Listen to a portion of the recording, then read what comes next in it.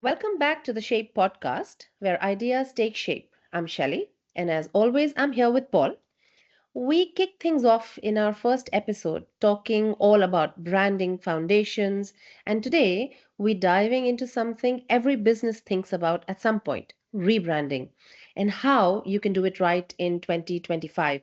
Paul, excited about this one? Hi, Shelley. Absolutely. Rebranding isn't just about updating your logo, it's about staying relevant and aligning with evolving market needs. And with 2025 bringing new trends and challenges, getting it right is more crucial than ever. And today, in our conversation, we're going to discuss these points, which will hopefully benefit the listeners. 100%. Let's kick it off with the big question then. Why rebranding even matters? Why should businesses even consider rebranding? What has changed, in your opinion, Paul? Well, the market changes all the time. But for example, some of the projects we've worked on over the past couple of years with our current clients, the rebranding is very important if you feel you've stopped engaging with your target audience. You're not getting the results you want from your marketing. So it's something to look at to see if it's still working, because your company might have evolved, the people have evolved. And the key thing with any business is the team and the staff are behind the brand as well. They all feel like they're part of it, and that has to come out in any communications. I totally agree. Brands need to resonate with their values. Transparency, sustainability, personalization, these are audience expectations in today's world. Like digital first experiences are no longer optional. They're expected. Your audience, your audience expects you to have these experiences.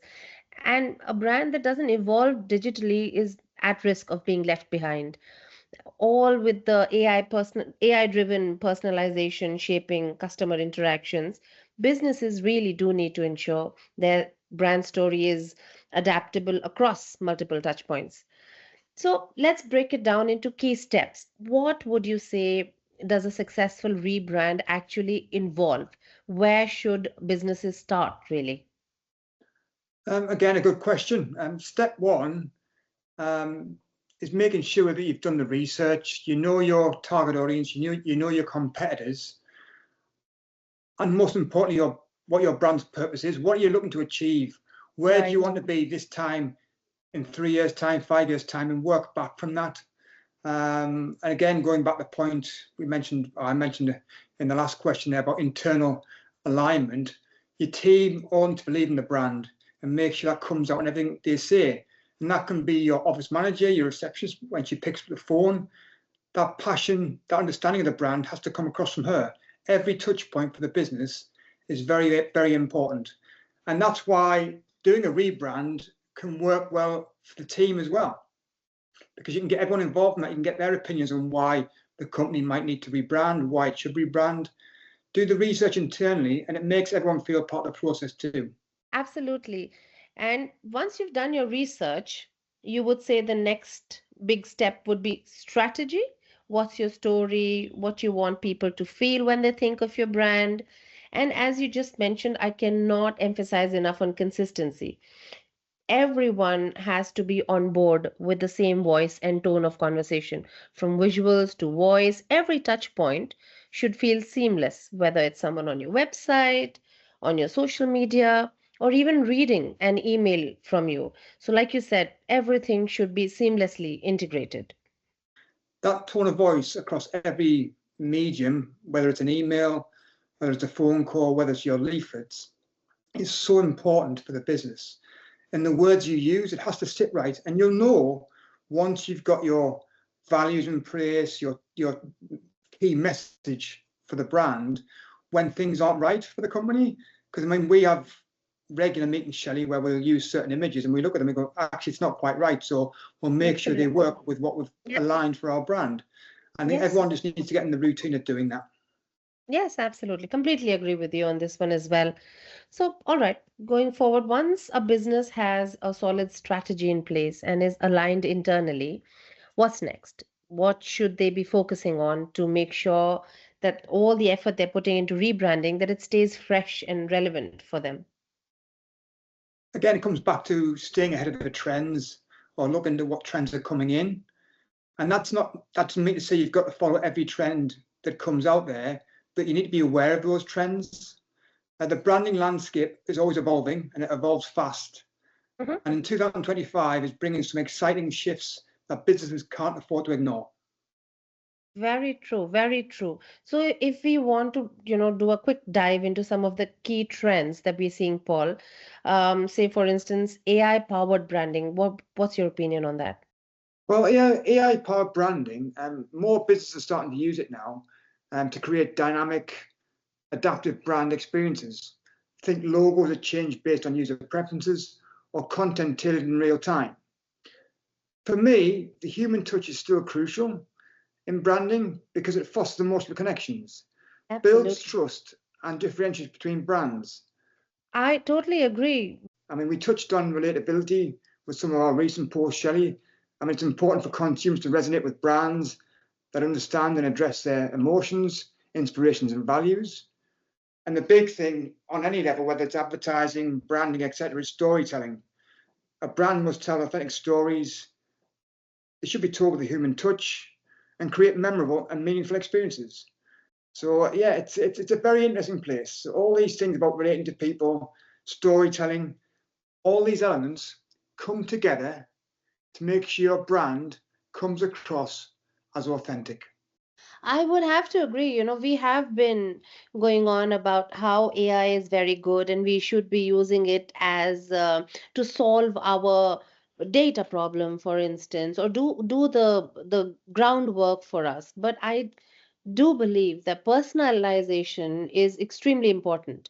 Consumers do prefer brands that cater to their unique preferences and personalized experiences. It sort of signals, that a brand cares about them individually. Adding that human touch, that human element like humor, empathy, cultural awareness, all these things are some things I feel AI cannot particularly add or enhance But your brand message with. it can't replace it, Shelley. It cannot. So, You know, I mean, we do digital brochures, and when I receive something that says, "Oh, good morning, Paul," in a brochure, it's personalised. It's just that extra touch and that bit of time that's put in there that makes a massive always. difference. Always. So the creativity is where the memorable experiences are created. People are more likely to stay loyal and recommend brands that treat them as individuals, not just as a number or a consumer. So this is where the creativity adds memorable experiences. Brands that communicate a sense of humanity often attract customers who share similar beliefs and passions. So yes, in a digital first world, where interactions can feel very cold or impersonal, I do believe the human touch creates warmth, relatability, and adds an enduring impression. Yeah, and again, all these things with the shared values is very important. Whether that's on a business level or a personal level, we connect with people through shared values, or we connect with brands through shared values. So it's important that brands get their values right Yep, and share yep. them in the right tone of voice. Absolutely. Another one I'm seeing is the shift towards brand minimalism. Brands are stripping back their visual clutter, for cleaner, more authentic aesthetics. What would be your take on brand minimalism if I have to pick your brain? No, again, it's very important now with the current change in the environment. But when it comes to minimalism of brands, today this means clean lines, ample white space, and limited color palettes. What is the goal of this? To create a sleek, modern look that communicates a brand's message simply, clearly, and effectively. Very Uh, clean for the eye and for the mind. I agree. I agree with what you're saying. yeah, I think, but again, you've got to be very careful you don't get rid of all the personality from that brand. Right? Uh, and every company, every brand, every tone of voice is different. So when you do that rebrand, you need to understand what you're wanting to say, what message you want to give, because it will be reflected on everything you do, and it needs to sit right with your team, the business, your business, and how it can go forward. So it's a fascinating question, but it's a very individual and bespoke question, if you like. I mean, our branding at the shape is very minimalistic, with the triangles in the A, and we keep it Yes, very, very simple, but that works for us. And we yes, add the personality with the images we use, the image styles there. So it's about getting all the elements working together yes. as one What thing. works? What works for the for your particular brand, and what your image is, what your messaging is, and what aligns well with it. Yes, I think what you're saying is absolutely spot on. And another thing that I have seen recently, sustainability isn't just a buzzword anymore, with it's becoming a core brand value, and that's being visually represented. It could be through packaging, messaging, and even the color palettes.